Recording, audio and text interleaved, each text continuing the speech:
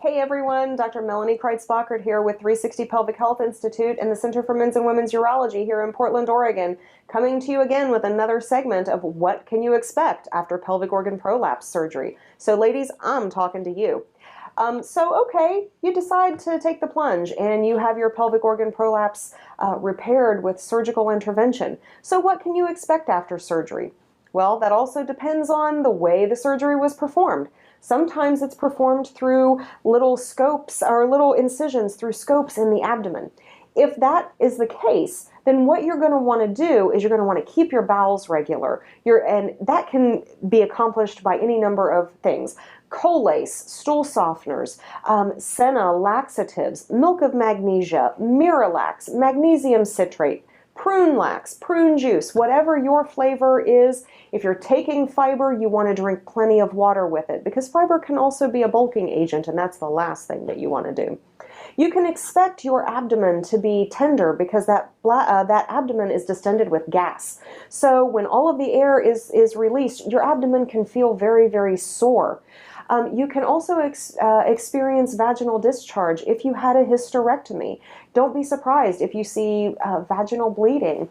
When you need to worry is if you're seeing abnormal vaginal discharge, different colors, yellow, green, brown. If you're experiencing fevers, chills, nausea, vomiting, malodorous vaginal discharge, you're going to want to let your doctor know. You might also feel very, very lethargic and drug out for several weeks. It's because it's a very big surgery. Most patients bounce back quite nicely, but just keep in mind, you put your body through a lot of trauma and it needs time to recover. So don't be alarmed if you poop out long around noon or 2 o'clock in the afternoon. That certainly can happen.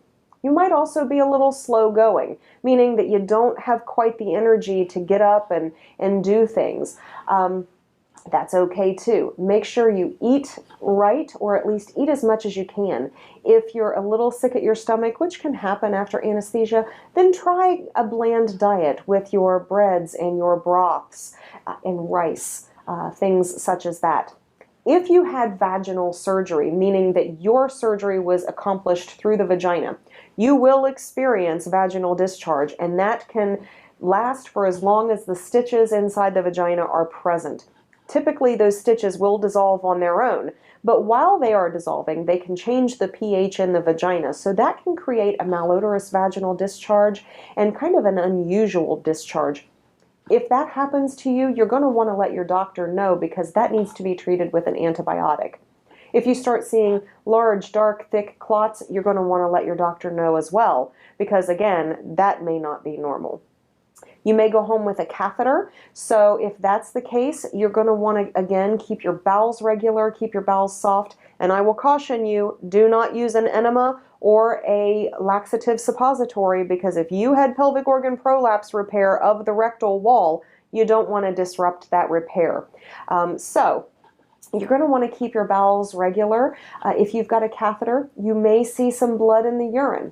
You may also feel like you have a urinary tract infection. You can use a heating pad to the abdomen. You can take some over-the-counter AZO, to keep the urinary system numb and comfortable so that you can tolerate the catheter a little better. That's about it. Be healthy. Just take your time. Be patient with your body, and I hope this helps. Take care, everyone. Until next time.